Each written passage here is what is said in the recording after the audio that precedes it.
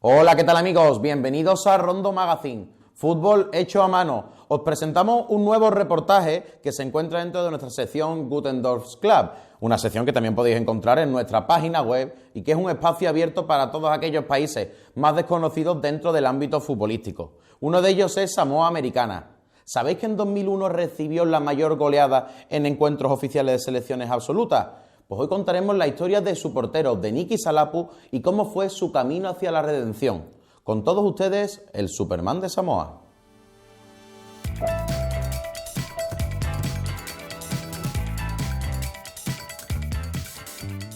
Para nosotros el fútbol es un juego con una sola opción, perder. Tras el 10º gol, casi todos los espectadores dejaron de ver el partido. Hasta 31 goles le endosó Australia a Samoa Americana en una tarde que pasaría a la posteridad. Seguro que muchos de los que estaban allí presentes pensaron en cómo se sentiría el hombre que más veces había tocado el balón, la mayoría de ellas para sacarlo del fondo de las mallas. ¿Cuántos serían capaces de situar en el mapa Samoa Americana? Hablamos de un estado insular ubicado en la Polinesia y que a su vez es el territorio más austral de Estados Unidos.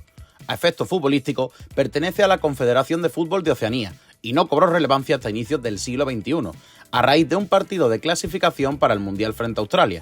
Como si de una leyenda urbana se tratara, aquel día, el portero samoano-americano rompió todos los registros al encajar 31 goles. Sí, han oído bien, 31. Lo que nadie podía esperar es que una década después, y después de retirarse del balompié, tendría una reválida para aliviar el amargor de aquel trauma.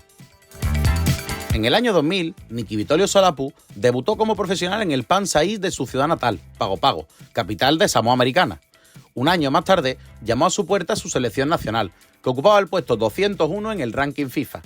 El 7 de abril de 2001 se enfundaría los guantes por primera vez en un encuentro internacional. El rival sería Isla Fiji y el contexto las eliminatorias de Oceanía para la Copa del Mundo de Corea-Japón 2002. Su técnico, Tunualui, no podría contar con muchos de sus jugadores de cara callecita, ya que casi todos los seleccionados tuvieron que quedarse en casa porque no se habían sacado el pasaporte. Este hecho, sumado a que los partidos coincidían con los exámenes universitarios, obligaron al seleccionador a convocar futbolistas de hasta 15 años, tal y como explicaría posteriormente. La mayoría no habían disputado un solo partido oficial hasta llegar allí. De hecho, ni siquiera se habían puesto unas botas de fútbol en su vida. Solían jugar descalzos.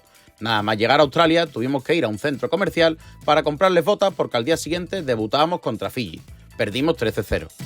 Aquella sería la antesala de un esperpento sin precedentes, siendo vapuleados 2 días más tarde contra la vecina Samoa. Pero la fecha que quedaría grabada en la memoria de Niki Salapu sería el 11 de abril de 2001. Australia había destrozado a Tonga por 22-0 y su seleccionador, Fran Farina, declaró que Oceanía tenía que considerar seriamente aquel formato. Para el partido ante Samoa no convocó a las estrellas de Leeds United, Mark Viduka y Harry Kewell, y dejó en el banquillo a ilustres como John Aloisi y Scott Chipperfield. Aún así, los de Tunualui solo resistieron durante 10 minutos, los que aguantó Salapu antes de que Kombutsiani anotara el primer tanto. A partir de entonces caerían uno tras otro.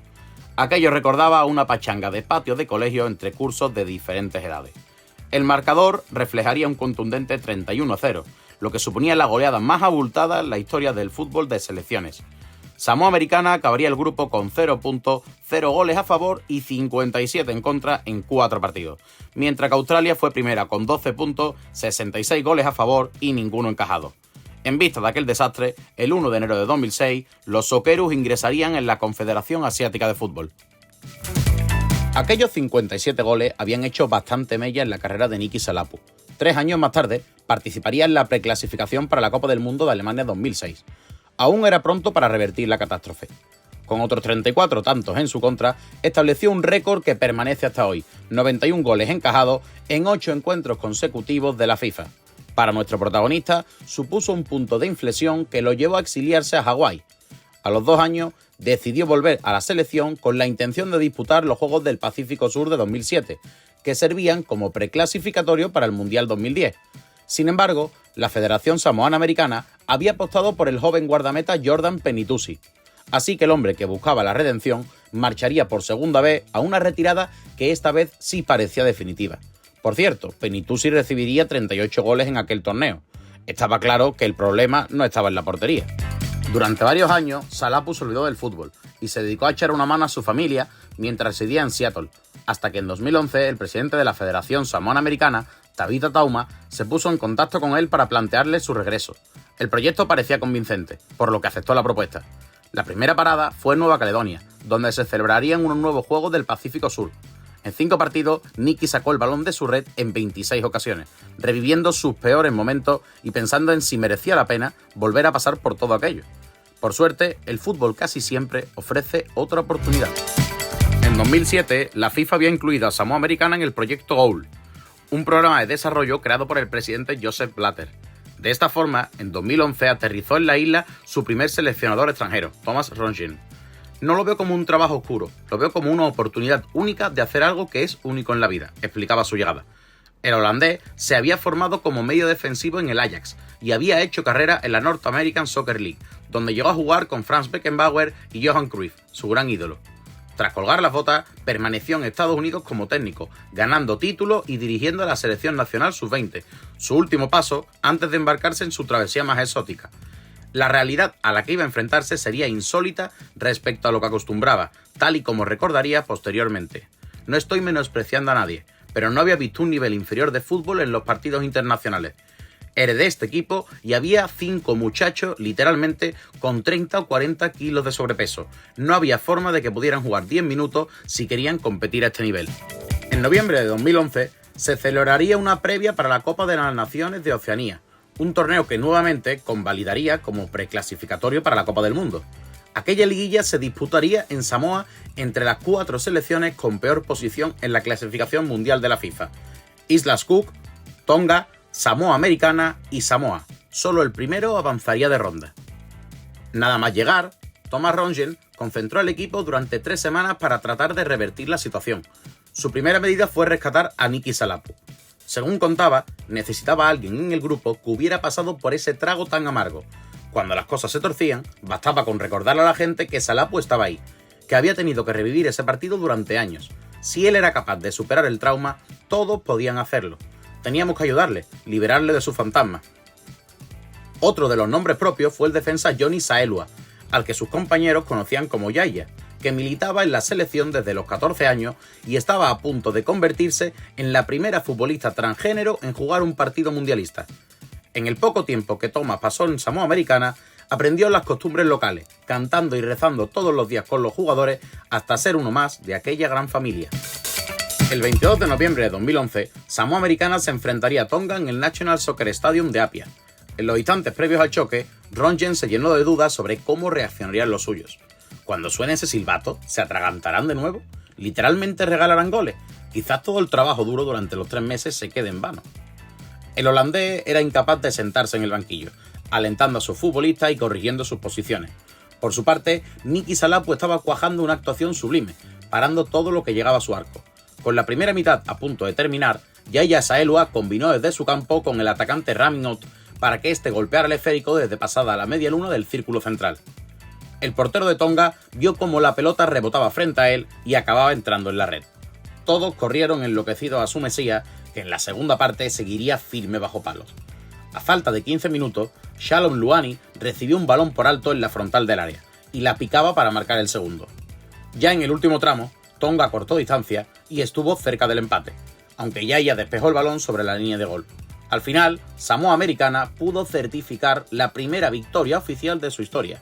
Algunos corrían, otros lloraban, pero el héroe no era otro que Salapu, de rodillas en el área, dándose cuenta de que aquel naufragio de 10 años había terminado. Me siento como un campeón ahora mismo. Por fin, voy a dejar el pasado atrás. Puedo vivir mi vida de nuevo, confesaba entre lágrimas. Por primera vez, la plantilla encontró un motivo para realizar su danza de guerra, la yaca conocida como Siva Tau. 2 días después de vencer a Tonga, Samoa Americana se abría las caras con Islas Cook. A los 24 minutos, Luani adelantó a los samoanos, que firmarían una gran primera parte. En el ecuador de la segunda, el zaguero Tala Lubu erró al ceder de cabeza para Salapu y anotó en propia puerta, dejando el resultado final en tablas.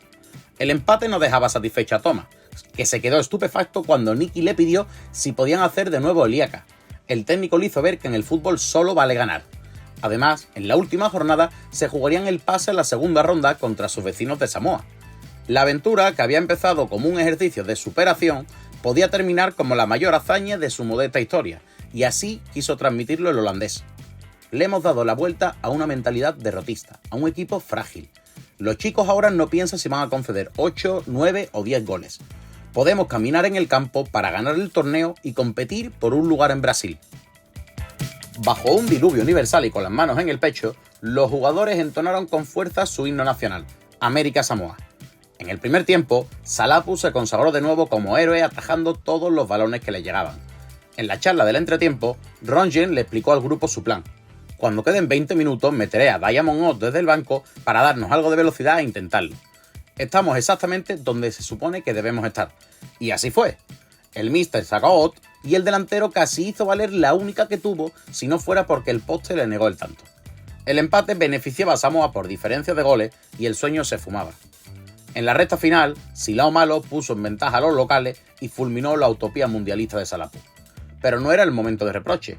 Aunque el contrato de Rongen finalizaba tras la eliminación, ese reencuentro con el fútbol en su máxima expresión lo hizo uno de los hombres más felices del mundo.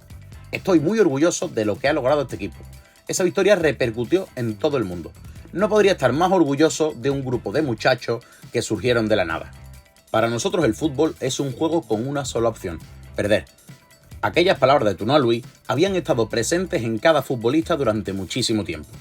Al término del preclasificatorio mundialista de aquel mes de noviembre de 2011, la mayoría de los samoano-americanos se sintieron satisfechos por haber revertido la situación. Thomas Rongen no tuvo más remedio que rendirse a la evidencia y dejar que Niki Salapu encabezara ese Iyaka que venía pidiendo desde el partido anterior. El fútbol había dejado de ser un calvario y volvió a sentirse como un campeón.